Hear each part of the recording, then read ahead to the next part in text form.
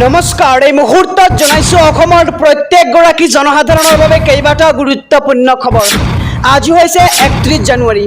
আজিৰ দিনটোতে অসমৰ লগতে ভাৰতবৰ্ষৰ বিভিন্ন প্ৰান্তৰ পৰা কেইবাটা গুৰুত্বপূৰ্ণ খবৰ একত্ৰিত কৰা হৈছে।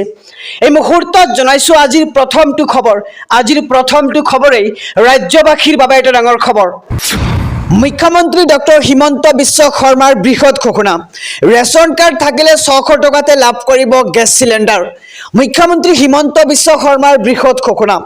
300 টকাকৈ ৰাজসাহায্য দিব এইবাৰ চৰকাৰে। ৰেচন কাৰ্ডৰ হিতাধিকাৰীলৈ ভাল খবৰ। বজাৰত পোৱা 900 টকাৰ গেছ চিলিণ্ডাৰ এতিয়া মুখ্যমন্ত্ৰী হিমন্ত বিশ্ব শৰ্মা চৰকাৰে দিব 600 টকাত। উজ্জ্বলা যোজনাৰ অধীনত লাভ কৰিব এই সুবিধা।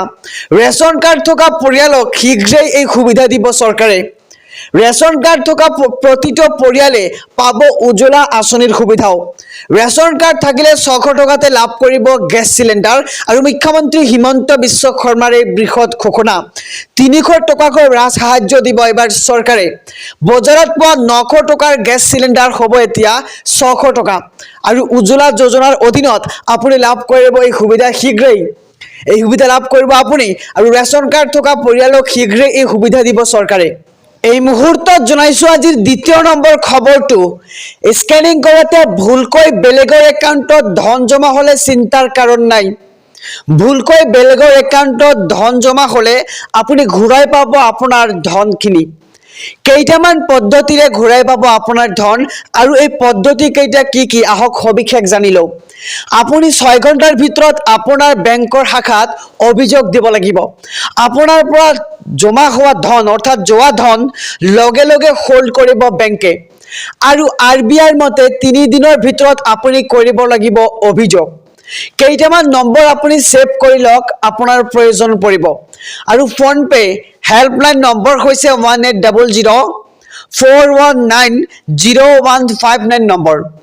গুগল পে হেল্পলাইন নম্বৰ হৈছে 08068727374 লগতে 02268727374 আৰু পেটিএম হেল্পলাইন নম্বৰটো হৈছে 0120445646 আৰু BHIM হেল্পলাইন নম্বৰ হৈছে 1800120174 লগতে 02245144740 নম্বৰ। আৰু আপুনি NPCR ৱেবছাইট লৈ গৈ কৰিব পাৰিব আপুনি অভিযোগ।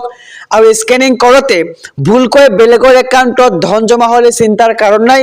আপুনি এই পদ্ধতিসমূহ অৱলম্বন কৰিলে আপুনি ঘূৰাই পাব আপোনাৰ ধন। ৰাজ্যৰ লাখ লাখ মেট্ৰিক পৰীক্ষাৰ্থীলৈ জৰুৰী খবৰ। মেট্ৰিক পৰীক্ষাত কেইবাটাও গুৰুত্বপূৰ্ণ সালসলনি এইবাৰ সেবাৰ। পৰীক্ষাৰ্থীয়ে মানি চলিব লাগিব কেইবাটাও নতুন নিয়ম আৰু 4টাকৈ বিষয়ত থাকিব এইবাৰ OMR শীটৰ ব্যৱস্থা। বিজ্ঞান, গণিত, সমাজ বিজ্ঞান, ইংৰাজী বিষয়ত ব্যৱহাৰ হ'ব OMR শীট আৰু OMR শীটত থাকিব 1 নম্বৰৰ 45টাকৈ প্ৰশ্ন আৰু পৃথক বহীত পৰীক্ষাৰ্থীয়ে লিখিব লাগিব দীঘলীয়া প্ৰশ্নৰ উত্তৰ। এই মুহূৰ্তত জনাইছো যে 2024 বৰ্ষৰ পৰীক্ষাৰ কি নীতি নিয়ম অৱলম্বন কৰিব লাগিব ছাত্ৰ ছাত্ৰীসকলে। আৰু ব্যৱহাৰিক পৰীক্ষাত থাকিব 10 নম্বৰ। কলা আৰু নীলা ৰঙৰ বল পেনেৰে লিখিব লাগিব উত্তৰ বহীত আৰু 10 মিনিট পূৰ্বেই প্ৰৱেশ কৰিব লাগিব পৰীক্ষা কেন্দ্ৰত আৰু এডমিট কাৰ্ডতে লিখা থাকিব OMR শীট ব্যৱহাৰ কৰাৰ সবিশেষ।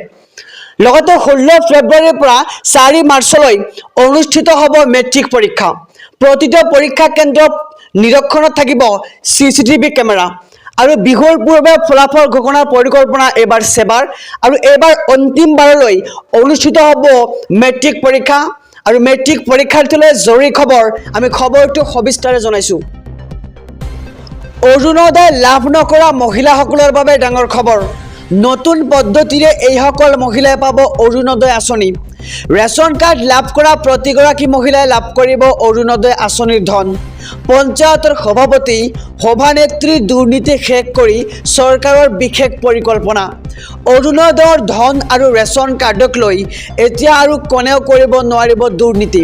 ৰেচন কাৰ্ড পালেই লাভ কৰিব অৰুণোদয়ৰ ধন। এই মুহূৰ্তৰ খবৰ ৰাজ্যবাসীৰ বাবে জনাইছো।